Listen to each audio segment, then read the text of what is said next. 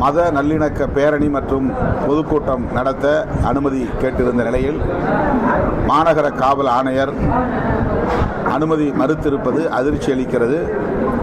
இது ஒரு குறிப்பிட்ட மதத்தினரின் உணர்வுகளை தூண்டுவதற்காகவோ அல்லது சில தரப்பின் உணர்வுகளை காயப்படுத்துவதற்காகவோ நடத்தப்படுகிற ஒரு பேரணி அல்ல.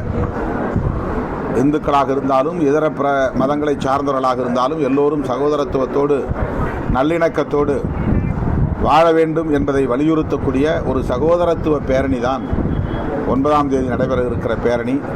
அந்த சகோதரத்துவ பேரணிக்கு மதுரை மாநகர் காவல் ஆணையர் அனுமதி வழங்க வேண்டும் என்று நான் கேட்டுக்கொள்கிறேன்.